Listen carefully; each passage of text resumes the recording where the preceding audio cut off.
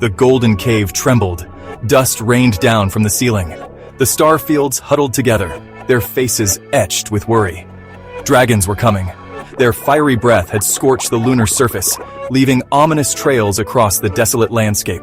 The signal is weak, but the message is clear. Help is still hours away. The air hung heavy with anticipation. The Starfields knew what was coming. They had seen the fiery trails, the monstrous shadows against the distant stars. The dragons were close. They were coming for the Starfields, trapped in their lunar haven. They're close. Nancy's voice trembled slightly. Her hand instinctively went to her spacesuit, double-checking its integrity. Though fear gnawed at her heart, she held her head high. The Starfields were brave, and they would face this challenge together. We will hold them off. Trump, his face grim, tightened his grip on a makeshift weapon. He had fashioned it from spare parts and lunar rocks, a testament to their resourcefulness in this desolate landscape. He looked at his companions, his gaze unwavering. Joe continued to fiddle with the radio, his brow furrowed in concentration. He adjusted the frequency, hoping for a clearer signal, a stronger connection to Earth. Static filled the air, punctuated by the faintest murmur of voices from millions of miles away. He clung to those voices, to the promise of rescue. They're coming, but help is on its way.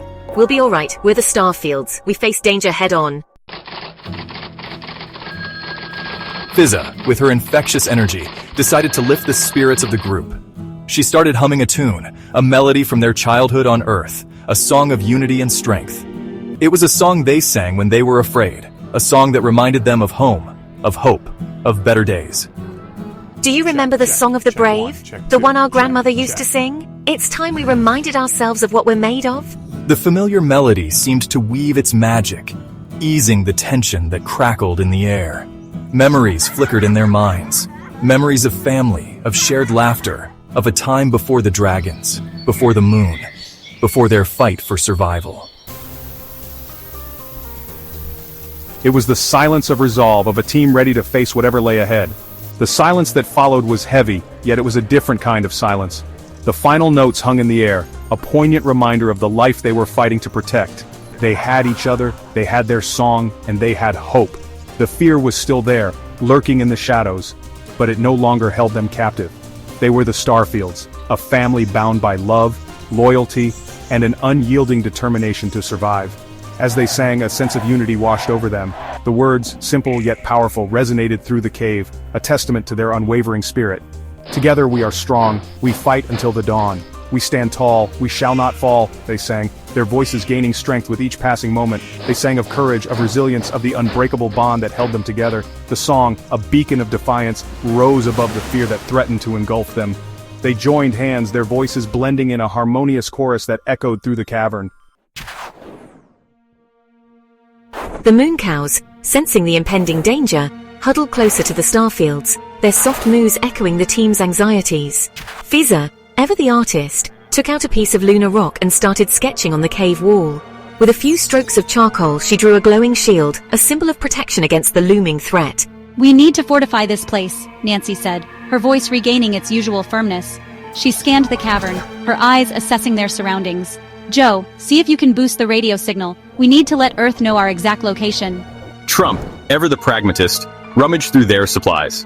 He pulled out rolls of reinforced fabric, remnants from their landing module.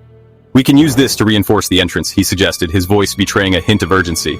As they worked, a cold draft snaked its way into the cave, carrying with it the metallic tang of fear and the distant roar of dragonfire. The air crackled with anticipation, the silence punctuated by the frantic beating of their hearts. High above, in the inky blackness of space, Ignara, the fiercest of all dragons, circled the moon. Her scales, the color of molten gold, shimmered ominously in the starlight. Her eyes, two burning embers of rage, scanned the lunar surface, searching for the Starfields. "Find them!" she roared, her voice a guttural rasp that echoed through the void. "Find the ones who dare to trespass on our moon!" Her command, sharp and cold as a shard of lunar ice, sent shivers down the spines of her dragon brood. They fanned out, their wings beating the thin lunar atmosphere, their fiery breath scorching the desolate landscape. They were hunters, and the Starfields were their prey. They were coming. Millions of miles away, on a planet bathed in the warm glow of a setting sun, a rescue mission was underway. Aboard the spacecraft Phoenix, a team of astronauts, scientists, and diplomats worked tirelessly, their faces illuminated by the soft glow of control panels. "We're receiving a faint signal from the Starfields," announced a young technician, his fingers flying across the keyboard. "They're alive, but their location is still unclear." Captain Eva Sanchez, a veteran astronaut known for her cool head and unwavering determination, addressed her team. "We need to buy them some time. Prepare the peace offering. We need to show those dragons that we come in peace." The air crackled with tension as the crew of the Phoenix raced against time. Every second counted. The fate of the Starfields hung in the balance, their survival dependent on the success of this rescue mission.